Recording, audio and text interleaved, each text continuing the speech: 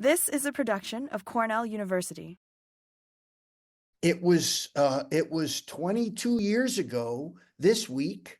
We held the first U.S. Open at Bethpage Black, and I had the pleasure of being on the crew as a much younger man back then. But of course, this was during the height of the Tiger Woods, period of dominance that Scotty Scheffler may be going through. So we start them out young. Ashley Binkley is a golf course superintendent in Canada and has these one lovely kid who she's been showing on Twitter forever.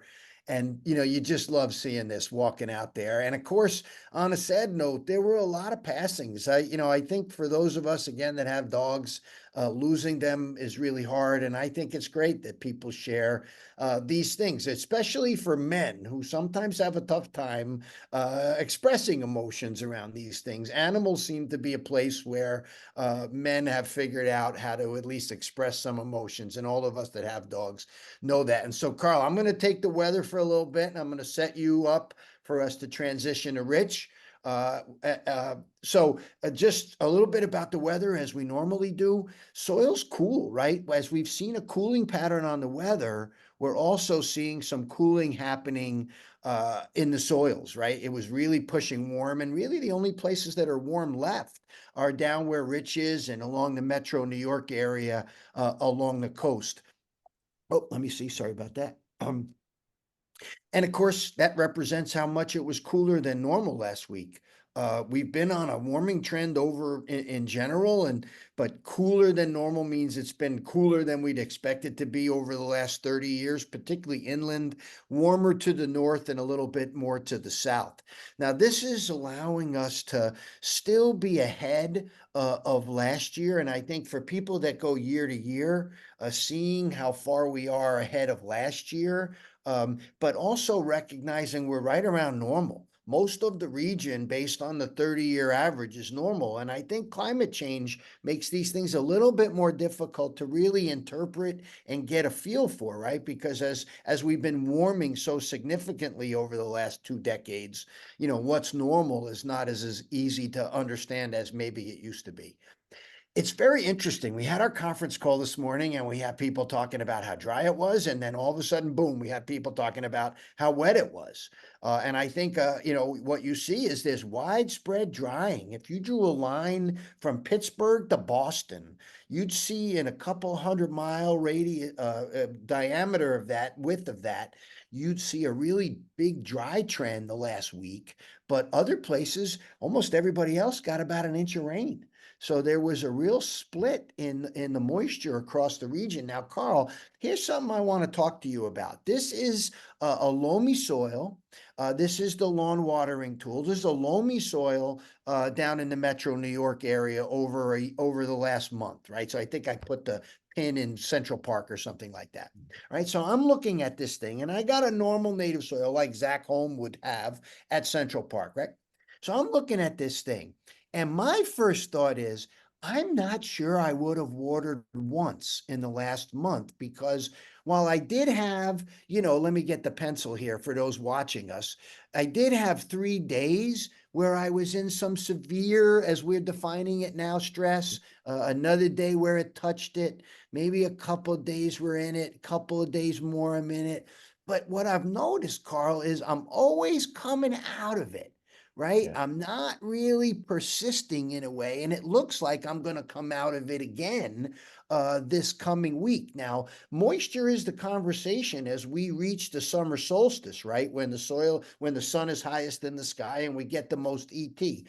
When you're looking at this, are you seeing what I'm seeing, that maybe I wouldn't have irrigated my lawn in the last month? Yeah, I think I agree with you, Frank. I haven't seen the visible stress like that may be indicated on this model. And part of that is the model is based on these maximum allowable deficits. So basically, you have your field capacity, and then if you drop that down 70%, in theory, that's when we might expect some stress. But I think our model early in the season is probably over predicting that stress. Like we had a nice amount of moisture this whole spring, like you've said on our conference call this morning. Man, it's felt wet, right? And maybe part of that is the root depth is really deep too. So we have we have our rooting depth from the spring rooting. Mhm, So our roots can access a larger column of water. mhm, And when we get into this, quote unquote, severe plant stress phase in the model, mhm, hey, maybe our roots are actually deeper than this model is mhm, estimating. mhm, So we're not mhm. actually seeing stress when we predict it. Now, Right, if we right. pick up this hot and dry spell that we're going to have, move it into late August or September when we've lost rooting depth, Mhm, that's when I think we'll start to see this severe stress mm. actually play out It's versus very now maybe interesting. we have more of Yeah. that. And because, the soil moisture thing is the fascinating part, and it's not just soil moisture, but it's soil where that rooting is. Okay, so this is good to know because on the model, if you go to the website, you'll actually see if you were setting it and forgetting it starting in May 1st, you would have put a fair amount of water down already, 4 inches or so in the last month, and really not needed it. And that's the kind of thing where I think we're trying to drive here with this model. Now, as Carl mentioned, and we know the heat stress is going to be building. This is the 18th, so you can see it's coming across the region next week. This is where we have high temperatures that persist and high humidity that persists in the evening. Now, as soon as you start talking about high temperature and high humidity, Carl, we're talking about diseases, but it looks like brown patch in particular is confined to the southern end of the region. Now, I know you've got a rant about this with regard to pesticide use, and this will be a perfect setup for our guest today. Go ahead, Carl. Yeah, so one of the things when I first started working with you, Frank, I'd go to these conferences and I wanted to learn about how we apply pesticides, disease life cycles. And I was in a seminar at the GCSAA show, and Bruce Clark was going through all the cultural practices for, dollar spot prevention or brown patch or anthracnose, and spends a lot of time on the cultural practices, the irrigation, the fertility. And there were no questions from the group. And then finally, at the end, where we get to chemical control, oh baby, the questions come flooding in, and I was marking them down. I'm like, oh my God, there's 20 questions on chemicals and none on the cultural control. And just I think that sort of mentality is what people end up sort of getting into in the turf industry, and it makes sense, right? We need pesticides. Frank, you studied this at Bethpage Black when we manage golf Yep. courses. This is a picture of I think the blue or the green course here, Mhm. but we need pesticides in some quantity to manage golf courses. That's just how it is in at least in Long Island. The amount of pesticides we need, that changes based on our expectations, right? And when we did some work with the guys at Wisconsin, that was the main question was, what drives overall pesticide use on golf courses? Is it the soils? Is it the turf grass varieties? Is it the growing conditions? And what we found was it's the budget. And in effect, it's the expectations. When you expect more at a golf course, when your members pay $50,000 to get initiated into that golf course, they're going to expect a blemish-free golf course, and you will use more pesticides. So when you spend more, you spray more. That's the governor of pesticide use. And specifically, when we look at the parts of the golf course that make up sort of the majority of that pesticide use, it's the large areas, it's the fairways, large scale rough applications that will really drive that overall total. And it's interesting when we look at pesticide records from a mom and pop course, the greens are not a whole lot different from some of those high end places, but they don't spray the fairways, and a high end place sprays the fairways 10 times or 12 times. And that's really what shoots up those pesticide numbers. Now, when we zoomed out and we got pesticide records from different areas of the country, we expected different sort of levels of pesticide use. And when you look at Texas or Florida or the Midwest compared to us up here in the Northeast, man, pesticide use wasn't that different across the United States. And we expected more from the climates, right? Hey, maybe different climates, different temperatures, different growing season lengths would change pesticide use. And in the US, it's about the same. But when we got records from other countries, courses in Denmark or Norway or the UK, wow, they use a lot less pesticides. And that's probably not because of climate. It's probably because of the regulatory climate, right? They have access to way fewer pesticides. We're talking easily an order of magnitude fewer pesticides, and that restricts their ability Mhm. to apply them. And you and Ben talked on the show last week about some of the regulations here in New York, the birds and bees bill, and neonic bans. And Yeah. I think our turf industry gets really sort of defensive about those. And last week, you guys talked really well about the science behind, hey, maybe in turf, neonics aren't that bad, but in seed coated treatments, yeah, there is a high risk to pollinators. And it's tough when the science isn't sort of leading the legislative approach. But often we'll get defensive whether the science is leading or not. And the Spider-Man meme, you're pointing. Our industry likes to point the fingers at, hey, we're doing good. What about that one over there? And so we've looked at this a little bit. The ag we'll point to ag will point to golf courses as excessive users. And we looked at some pesticide records as part of that research a couple years ago. And man, golf course turf is about equal with grape production in terms of our pesticide use. Apples we see more pesticide use in apple orchards, and potatoes. Holy smokes! Paint it white, sleep at night. We talk about that in turf. They use chlorothalonil a bunch in potato production. So we can do some of that, but I think what I come back to is one of my mentors, and Frank, you spent a lot of time with her, Jennifer Grant, would really always just look inward, right? And instead of pointing the finger at other people, really asking the question, she'd be very direct with superintendent. Why do you do that? Do you need that? Like, why did you spray that thing? And if someone couldn't explain themselves, she'd be like, well, what the heck, right? Why did you do that? If you can't explain why you did it, do you really need that? And I think this is a good question to ask. And I ask this all the time of myself is, do I need to be doing this? And if I can come up with a good reason and I can rationalize it, when we talk about, and you guys will talk about disease control probably here in a bit, Yeah. you need to sort of be able to diagnose the disease. Maybe you send it to Rich, and Rich says, yes, you have X, Y, and Z. You Yeah. need to treat this. Hey, Yeah. I need that. But Yeah. when you can't really sort of rationalize that, and that's the great part about Jen and her IPM background was hey, if you can't rationalize it, why are you wasting your time on it? And was that time and Yeah. money better spent on something else? Well, here, yeah, and I think, Carl, this is really the perfect transition to the conversation when we talk about why, because this just, everybody learns this in some form of pathology, that you have a pathogen, a susceptible host, and all you're waiting for is the suitable environment, unless, you expect something to blow in like a cutworm, an armyworm, or a gray leaf spot that blows in maybe. It's waiting for the host too, but in general, you're waiting for the conducive environment. And of course, we talked about this, Carl, as you said in the past, and Rich, you were involved in this research many years ago when we were using your records and other diagnostic records to just determine when are samples coming in, what kinds of trends are we seeing, what does our model say. This was back in early days. We were, again, much younger men. So we've seen a shift in seasonal things for sure. But just to bring you in, Rich, I don't know, everybody knows you're a biker riding your how many miles? 1,000, 10,000 miles a year? How many are you doing now a year? Yeah, about around 10,000 a year. And I'm down now. I'm old. I need a little more rest. Yeah. And of course, you just attended the Dead at the Sphere, which I know you're avidly enjoying live music, but at the same time, I noticed is also when you were a younger man, you're well supported by Sabrina in the diagnostic lab. So big shout out to all the diagnostic people. And here's our questions for today, Rich. All right, we've been working together a really long time, right? And I'm sort of curious about the trends over the last 20 years. And, you are dependent on samples coming in, so people understand that.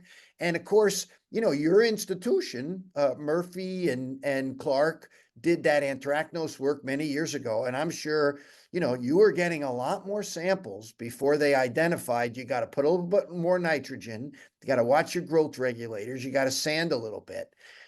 Do you get as many anthracnose samples? How much have your diagnostics changed based on some of the research that's been done to maybe help guys identify things themselves a little bit better? Let's talk about that. Well, it's a great question. And anthracnose is an excellent example of how research can solve problems. We used to, I guess it was 2001. The number of anthracnose samples that I would get was about 36% of the total turf samples. Mhm. And, it was somewhere around 200 a year. Last season, we got 14 anthracnose samples. So it pretty much wrecked the business for us as diagnosticians, because if you follow the guidelines, and it was a decade or so of research by a whole bunch of really good pathologists. Yeah. It eliminates the risk for that particular disease, and we just don't get the samples now. Okay. Okay. So research undermines your business model, which I think is a good point to remember. But I'm also interested maybe in what you see with the superintendents that do submit samples or that you speak with, because you're on the road chatting a fair amount. And, you know, Carl and I, and you've been involved in our forecast models here at Cornell. We, as Carl have said, they're all wrong, but they're useful. I'm wondering how much you see about that. And also, how much is there more spraying going on than there used to be? And is that related to different products, or is it related to being a little bit more averse to risk? You know, like what we've talked about recently, that how people have decided they need to spray preventatively 8 times for pythium root rot. What kind of behavioral changes have you seen among superintendents over the last bunch of years? Well, that's a great question. And a lot of times I think that those of us in this side of the business are more like psychiatrists or psychologists than pathologists. You know, guys, depending on where they are, and we talk about the higher end and bigger budgets mean more sprays, are still spraying quite a bit. You know, I remember in the heyday of anthracnose that many superintendents would spray on 4 or 5 day intervals even, you know, not knowing they needed to fertilize, and that would have solved their problem. But it's not uncommon to see weekly fungicide treatments on greens and teas today. And it's interesting. I don't think they spray more. But the risk aversion is higher, you know, moving from the high end to the low end. Even the mid-range and lower end guys are getting pressure for higher quality grass, so they spray more. And then, you know, to kind of roll this into, there's a lot more chemistry. There's a lot of chemicals now. You know, it's remarkable, really, what I've seen come to market in the last 30 years that we didn't have when I started. And they're maybe softer and not as persistent, and that might be why we're spraying weekly. Yeah, maybe. But I still think, you know, if you're spraying on 14 days, that's pretty darn good coverage. You know, so you don't need a fungicide that knocks the crap out of a fungus, you know, for maybe 21 or 28 days before it recovers its growth. You don't need to spray it every 7 days. So even the most risk averse person at 14 days is still covering really well.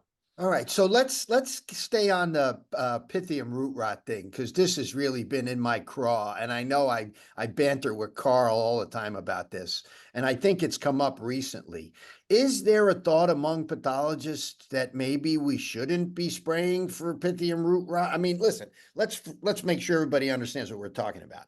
When you have saturated root zones and you have stressed turf to begin with, cut low, you know, a lot of traffic. You get these wet conditions. It doesn't even have to be hot, I don't think, right, Rich? You'll get pythium root rot in those anaerobic conditions, right? Yeah, yeah, and temperature doesn't matter at all. I mean, going back to Eric Nelson, you know, in 1990, you know, he was talking about pathogenicity at 40 degrees, you know, and causing root infections with some of the same pathogens that cause pythium blight on the foliage, you know, at 80 degrees. So, you know, super saturated soils, poor internal drainage, extra rain, all of that creates a condition for these organisms, because they're algae, you know, they're not really true fungi.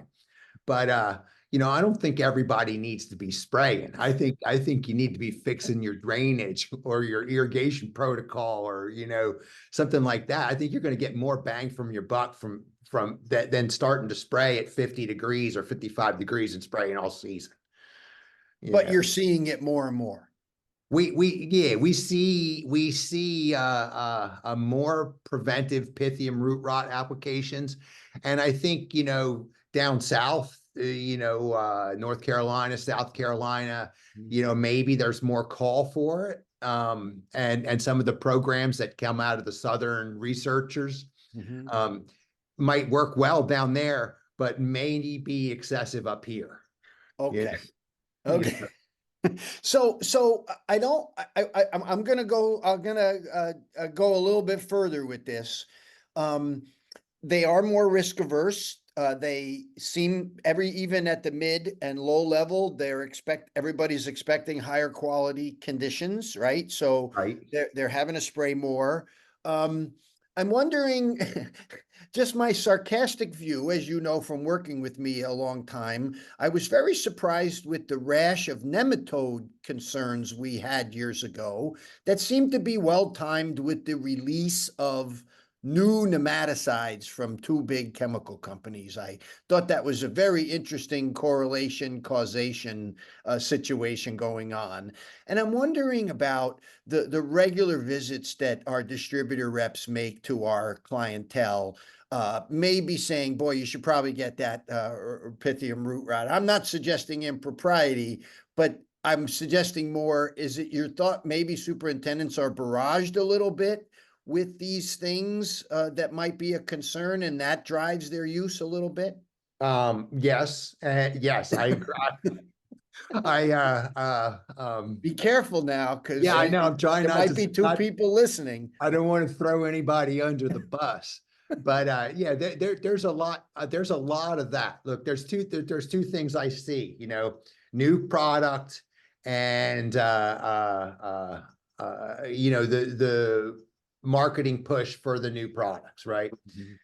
The other thing is superintendents who are so busy with multiple tasks, personnel problems, greens committee, basically saying to the sales reps, just sell me what you think I need. And that way they don't have to really think about it in the way we would want them to from an IPM, from Jennifer Grant's standpoint. And so they get into programs that may have been worked out by a research scientist that are picked up by the companies, and they might not need any of it. Okay. All right. So we'll end this part with being thoughtful, right? And as we're more thoughtful, there appears to be some new things on the horizon. What is this new pathogen from John Inguigiato at UConn that I know you're talking about, that you've been talking about? And also this morning you commented, as you hang out with molecular biologists like Ming Yi, your new turfgrass pathologist who replaced Dr. Clark, they're sort of throwing a wrench in the whole pathogen ID thing. So do we really know what we thought we know, or we don't know what we don't know anymore? Well, yeah, it's become more confusing because now with the ability to sequence the genes of these organisms, we're starting to see differences. And so it was just to start with a new pathogen that John's looking at, and that's new. We can't name it. John suggested a name, and Ming Yi did some work with the same pathogen, and they said that the matches they're getting aren't close enough to know what this is. So it's something new. Okay, so this is good because we don't have a lot of time left, and I know this can be a very lengthy conversation. Is it academic, or are these species potentially going to relate to the need for different control measures? Well, there's two answers for that. Depending on which one, it could be academic.